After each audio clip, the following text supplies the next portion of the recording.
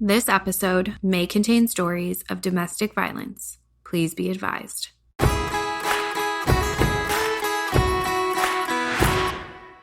Welcome to the Sage Advice Podcast, where each week we sit down with people just like you who have left abusive relationships and found healing.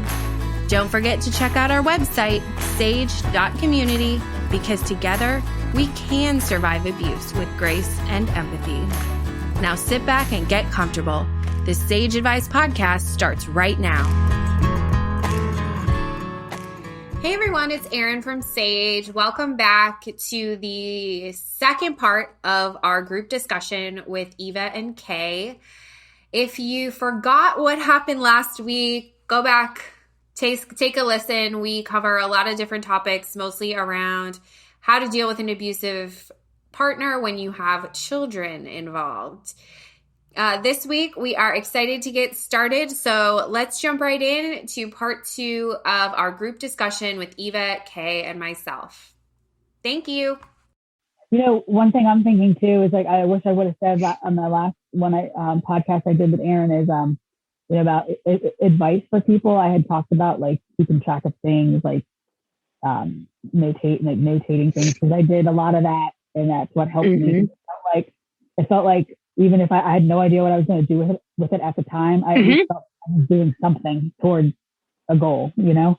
But also, like, the other thing I wanted to say, which this is bringing up for me, is like, you do need to tell people, because, like, the more you tell people, like, the more it's real, because it's like you are in that fog and you don't realize, like, how bad it is. And, like, one thing that happened to me was I was at my work one day with a good friend of mine, one of my closest coworkers, and I don't know what happened, but she knew I was, I would complain about things here and there, but nothing big. But, like, one day we started talking about something, and I just, like, started spilling everything.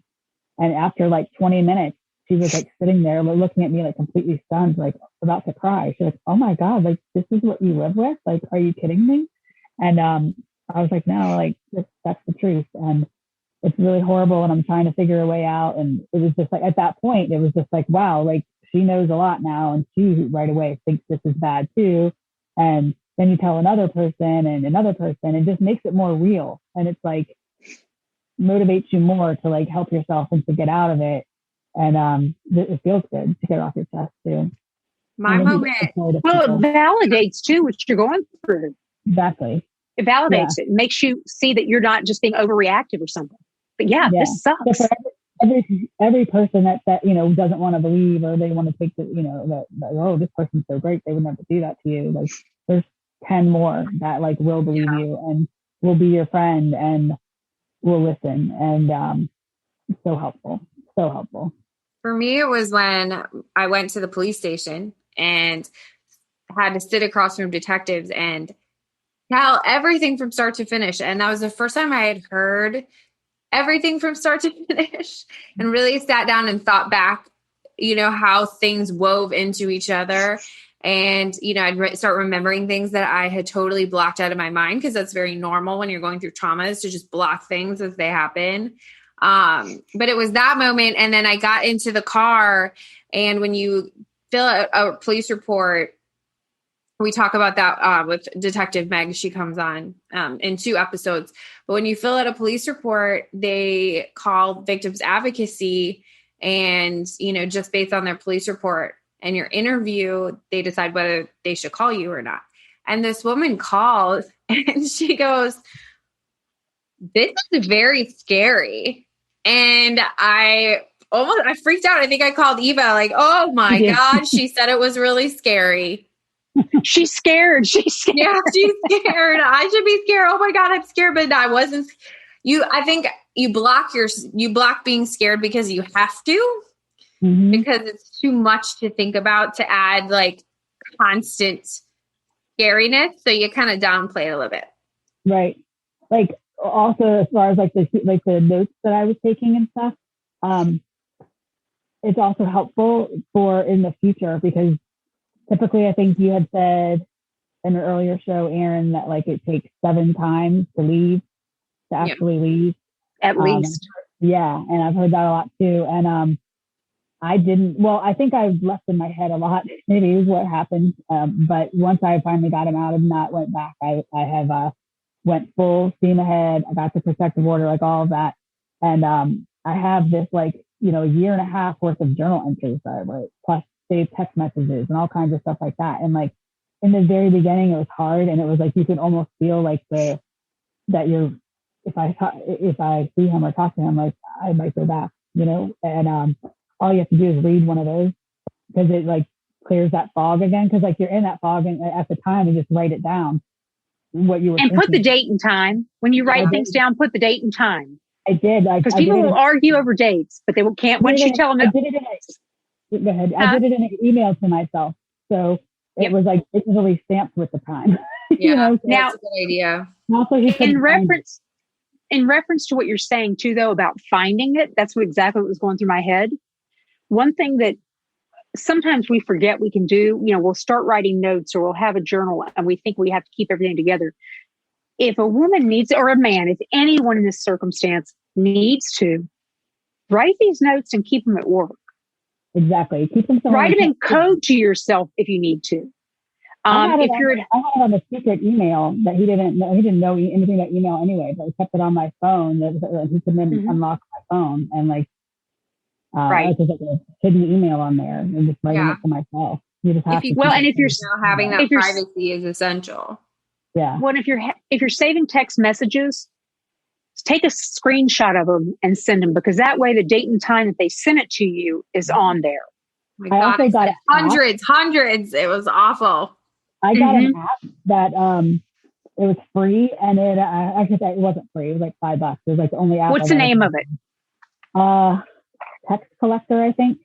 And I'll send you it for sure when I can look it up. What exactly? I think it's called Text Collector, and it transforms your text into PDF because I literally had like thousands of texts to save, thousands, and like that's not an exaggeration. Yeah. If I hadn't blocked it, we talked about that this time, but if I had blocked him, I would have ended up with so much more. When I had the protective order, well, I still have it, but before he stopped harassing me and contacting me, I ignored 3,893 text messages before he finally stopped when he was arrested.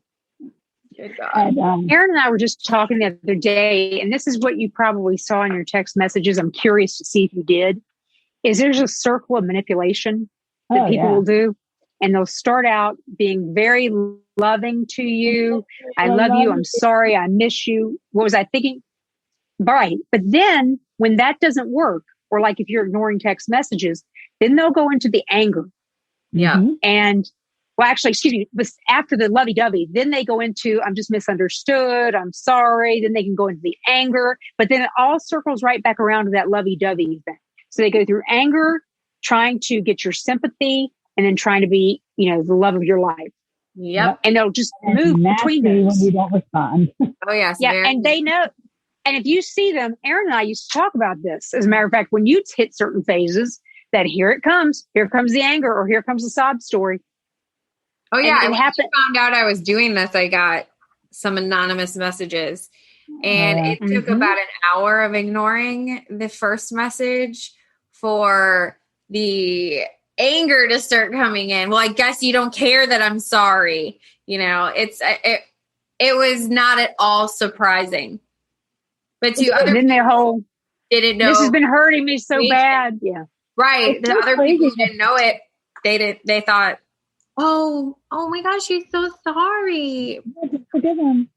It's so crazy how these people don't even know each other and whatever, but they're so much alike. All of them, manipulation is manipulation. Yeah, it's just crazy. That's like textbook. You can just read. It's crazy with the bipolar and the addictions and stuff like that. Like I had all these Al-Anon books that I had read, and one of my big tries to support him and stuff. And man, it's just all they're all the same. You can't. But I will have one disclaimer in here. Bipolar doesn't necessarily mean the person you're with is going to be abusive or bad. And that same person, I don't want to give anyone false hope either, though, but, bipolar can be controlled with medication. They don't like to take it, but it can be controlled. Yeah. And you have a good relationship now with your ex. And when I do. And he's a fantastic father. Yeah. But when you're bipolar and a sociopath on top of it, that's just that's a whole different ballgame. That's rough. You could be bipolar and be the most gentle person in the world, and you had the trifecta going. Yeah, bipolar, sociopath, and an addict. I mean, it's a recipe for disaster. That's the Bermuda Triangle right there. Well, so I tried to bring it up, but we're all talkers here, and so that's fine. But I was listening to a podcast earlier today, and just to circle back a little bit to the children, the parents were talking about how do they bring up adult topics to their children. And I thought she made a good point, this doctor that was speaking. It's a podcast called Nature versus Nurture. But she was saying that it's okay to be honest with the kids, but you have to meet them where they are emotionally at and where their maturity level is. So they were talking about sex, for example. It's okay to explain it, but you have to remember explaining it to a 6-year-old is going to be very different than explaining things to a 12-year-old. You use more generalizations and it's also important to ask first, which I thought was interesting. What do you already know? There are a few questions. Say, what do you know? Okay, well then let me figure out how to do my answer. And so I thought that was it could be applicable to this situation with, okay, how do I talk to my kids when they're 5, 10, 11, Another thing too is how to ask them, how does that, when they talk about bad memories of their, the abuser and things like that, how did that make you feel? Yeah. And just get them to talk about it. When they have to know it's okay to feel how they do. Even, and the other side of that is they have to feel that it's okay to still love that parent, even if that's how they feel. Right. It may not have been good between mom and dad, but it doesn't mean I can't love them. Right. Because sometimes a lot of kids will start feeling like they have to choose. And there is nothing more horrific in this world than making a child choose between parents. And that's what I witnessed with my stepchildren. On both sides. The mother made them do it and the father made them do it on both sides. And so they were all nervous basket case children. My parents did a lot of things wrong. However, the one thing they did right is in my entire life, I never, ever had to pick one over the other. I never had to wonder which one is going to be at this event or are they going to argue with the other one. And so I may not know how to stay married well, but I know how to divorce well. Yeah, I mean, you would talk about how your daughter could just float in between houses, and sometimes your ex had significant others that were not okay with that. Right. And it struck me. I mean, I'm glad he stuck by your side and stuck by her side. Did you guys to this day, we both do. Yeah. Do what, hon? Did you guys live close to each other? Was he walking back and forth, or was it? No walking. But the one thing I can remember when we separated saying, because I know he wanted to be angry, and I said, you don't have that luxury to not like me now. This is about her. And so now I was in a different situation though, completely. So I have to emphasize that. Sometimes you can't be that cordial and cooperative with an ex. But we even did the thing where Christmas morning, she was always with me. So she would wait until he got to our house before she could come downstairs and look at presents as a kid. So he still got to experience those things. And to this day, he and I are friends. But again, different circumstances where we started out with not taking bipolar seriously or anything to this is someone that does now. And fortunately for us, above all else between us, our daughter came first. Not everyone does have that luxury.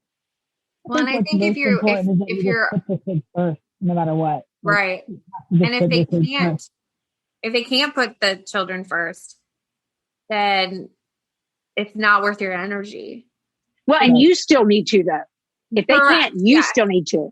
It's not worth your energy to make them put them first. It's people grow up in all types of situations. And I think if you come at it with love and understanding, and you can't change who their parent is, but you can try to do the best you can. And don't try to pretend their parent is better than they are, even though. I mean, because that messes with a kid's perception or what they trust their perception to be. You know, there's a lot of parents that will get into this whole, oh, I realize daddy stood you up for the 17th time, but you know, he's very busy. No, he's not. He's just not coming here. Help your child be okay with whatever that circumstance is, and be it that they're angry, that they're, you know, disappointed, or if they don't care. And Aaron and I had talked recently about, I grew up in a situation where I wasn't allowed to get mad about anything when I was a kid. So as an adult, I have a very hard time distinguishing between if I'm mad at somebody I love or if I'm just hurt.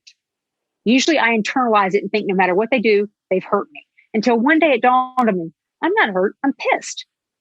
And that was a revelation for me that I could confuse those two emotions, because remember, in my family, I wasn't allowed to get mad. Mm. So it can be very hard to distinguish between that. And we need to, I think, this is my humble opinion, non-professional, but just as a mom, I think we need to help our kids understand that there's a difference between those two emotions. And it's okay. Yeah. It's okay to feel whatever it is that you feel.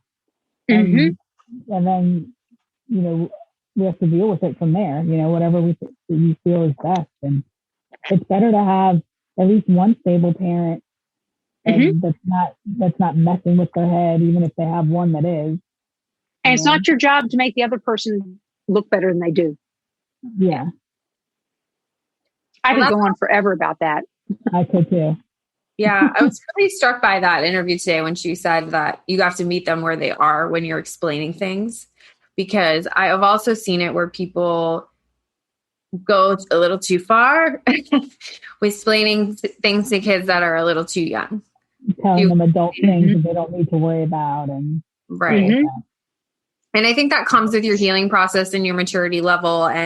But I think regardless, it's something to keep in mind of really trying to work on yourself and how to best describe the situation accurately for a kid, you know, that's age appropriate and maturity level appropriate.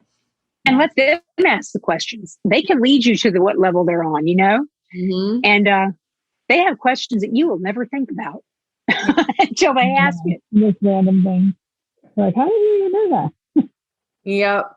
Oh, yeah, I did day camp for a lot of years. I was a counselor, and, you know, there's a lot of fun questions. There's a lot of flinging of poo for no reason, you know, and a lot of times they're not college days, Aaron, not college. Those are fun. Some playground poo action, but, you know, their attention span is very short. So you might want to go on a monologue about how he's done you wrong, and they just ask a simple little question. Well, you know, when I was a kid, my parents were divorcing, and I want to say I was like 6 or 7, and I can remember, I broke down. It's very dramatic. Oh my God. My father hadn't lived with us in years, but what they didn't realize was what was really upsetting me, and I remember this so clearly, was not that they were divorcing. I didn't even know what it meant. But I thought that the divorce meant he wouldn't be my father anymore. Aww. And I couldn't comprehend how, if they weren't together or married, that he still got to be my dad. I couldn't comprehend it. But once they told me he would always be my dad, I was like, oh, okay. That was the extent of my grief over their divorce. So, but it's amazing how those little things. Even usually accept a simple answer. Like they're a lot more simple than we give them. You know, they're resilient. And they're really satisfied usually with a simple answer. They just want an answer. They don't want to feel like you're not telling them something. Yeah. But and your point, Eva, you know, Kay's a little, I'll have him edit that out. Kay's a little unsure about dating in the future. So how did you navigate that part of things with having your daughter? And well, first of all, my daughter, I never let anyone just meet her. She's 25. We divorced when she was 9, and she's only met 2 people I've dated in my life. One I dated for 3 years, and it wasn't until he and I had dated for over a year before she met him. And then the person I've been dating now for almost 11 years. And it was a long time before he got to meet her, because to me that was sacred. And then the whole concept of, I can remember somebody I went out with, they wanted to come to my house. And I said, no, this is my daughter's house. And those were the boundaries I set up. I didn't get to complicate her life any more than it was or put more on her. And I didn't want her to be one of those kids, because I went through it, where there's somebody new coming in their lives all the time. Right. So she knew, one, she didn't have to go through that emotional, tug of war of, I might like this person my mom's dating, but there's my dad. Does that mean, does that hurt his feelings? Because it's a guilt thing for kids. But also, what if you end up not liking them and then she like really gets attached to somebody and they're gone again? That's an awful feeling. So I took it very seriously, but I always tried to, and the word I'm going to have to use is, I always tried to honor, one, that this was her home, and that two, this was her childhood and her life and her security. So if anyone I went out with ever questioned that, or why won't you introduce me? Well, then clearly we're not connecting, you and I. Because if you're questioning my commitment to my daughter, or me being protective as a mother, we got nothing to talk about. But I also set boundaries that, and this sounds so odd, but when I was first dating, I made up my mind that if somebody I was interested in asked me out, and if they had children, however, they did not share custody or have a consistent visitation of some sort, I wasn't interested. I don't want somebody that's not taking their parenting seriously, because they wouldn't respect mine then. Yeah, I know about that. Mm-hmm. So those are very clear boundaries. My daughter, as she got older, would just tease me about them. But, I'm comfortable with that. She teases me anyway. That's a good mom. So those are the big things. Those are the big things, though, Aaron, was just not dragging her into my drama. And dating can be dramatic and traumatic. So I can't even think about that for a long time. I can't even. I don't want to get involved in any of that. No, understandable. And you know what? This is one of those things that I hope that anybody listening knows, that dating can come naturally to you. Don't let it. Some people will try to chase dating to forget what they've gone through. Oh, yeah. And our minds and our bodies don't work that way. We remember. Our minds remember and our bodies remember. Aaron, I think you just did something about that. Yeah. We do remember what we've been through, and we've got to work through it. And if you meet somebody along the way who, in my case, I describe it as this. I met somebody whose background, even though it was different, was filled with enough chaos that they understood that I came from chaos. Wasn't the same thing, but my stuff didn't scare them. The things I had to work through didn't scare them. Never questioned the decisions I made with my daughter, ever. That's somebody you can start considering that is going to get you. Yeah. And I hope we have more podcasts on dating, and, I'm still navigating that world myself. And I think it's also important to find somebody who's kind. That's a big one. But also know that things will get triggered in you, that, even with the perfect person, and if you're with a good person, they will understand that. It's also like, how can you trust that person is kind? Because like we all thought that person was in the beginning. And it turned out not to be, and it's like, well, you're going to be wiser about red flags now. Yeah. You really are. Yeah. I would like to think so. But well, my friend, the one that Erin and I talked to, she just recently went through another dating experience after what she went through with her husband. And her husband was gone a few years ago, but this guy that she was dating wasn't as extreme as he was. But come to find out, there were signs of manipulation that she didn't see because they were in different ways and a little bit more subtle. And she was beating herself up about how she fell in that role again. But what she wasn't seeing is she may have fallen for it initially, but man, she caught herself a lot sooner than she did before and was able to walk away from it and back out.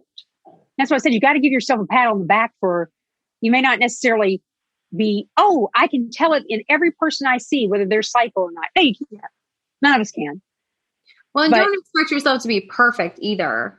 I mean, again, and hopefully we can do full episodes on it, you know, dating and find some experts on that. But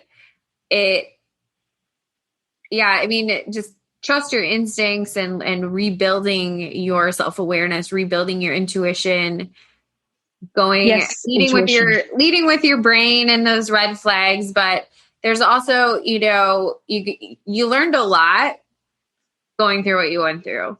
And so you'd be surprised about what you pick up on. Very true.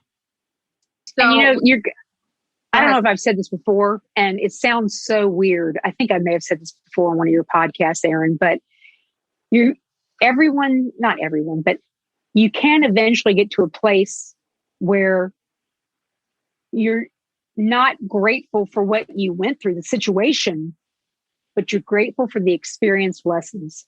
Yeah.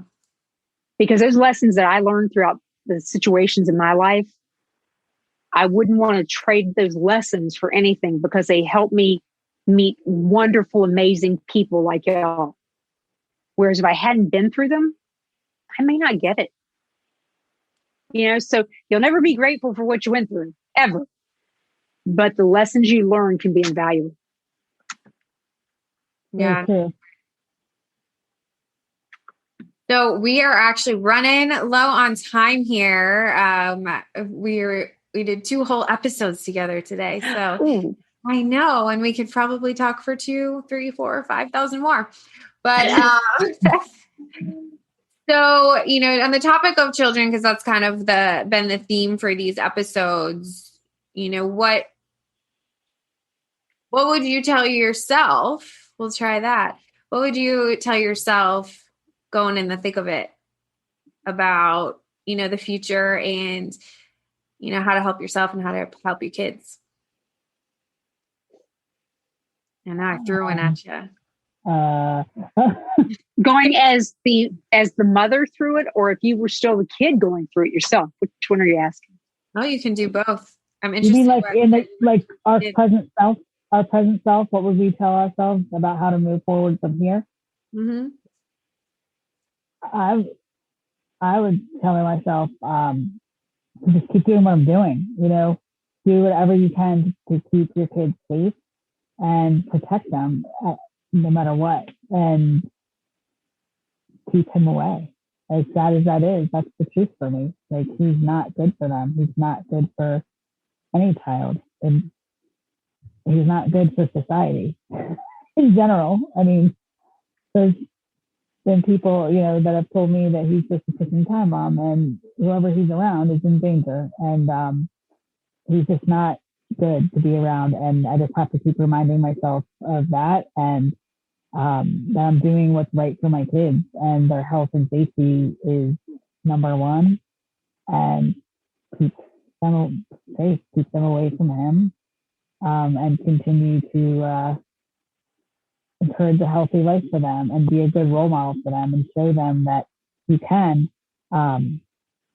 be mad, you can get angry at things, but that doesn't mean you throw and kick and hit and scream, you know, like, kind of remember to always be a role model for them, that they're always watching you to learn how to be, you know? Yeah. It's okay.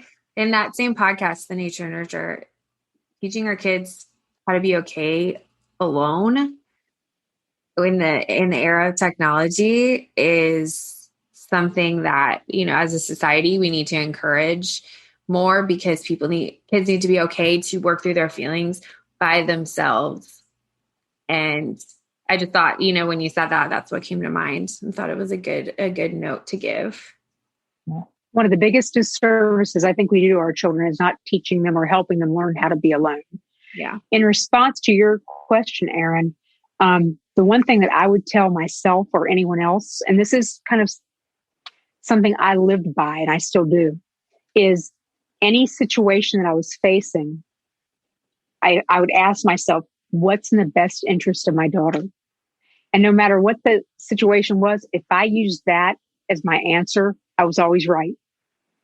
And she may not like the answer I had. It may not be what she thinks she wants, but I was looking at what is in her best interest. And again, if you stick to that with your kids, it's always the right answer because you're protecting them. And there's nothing more fierce on this planet than our protective nature towards our kids. So we need to use that to our advantage to help protect them and us. No, I think that's great. Absolutely. Well, thank you both for joining me on the show today. And if anybody has any questions for Eva or Kay, just shoot them over on social media or send them to hello@sage.community. We're going to have some episodes with questions and answers coming up, and we'd love to hear from you. So have a great rest of your week, and we'll catch you later. Thanks, guys, for being on. Thank you. Thank you. Of course.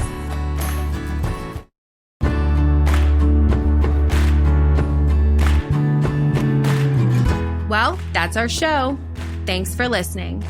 If you have any questions or if you're willing to share your story, please email us at sageadvicepodcast@gmail.com. Until next week, remember, when you're kind to yourself, the healing can begin. See you next time. This show was brought to you by inflowradio.com, the best curated talk radio network for personal development, wellness, spirituality, and conscious business. If you or someone you love is in immediate danger, please call the National Domestic Violence Hotline at 1-800-799-SAFE. That's 1-800-799-7233. For more information, please see the resources tab at sage.community.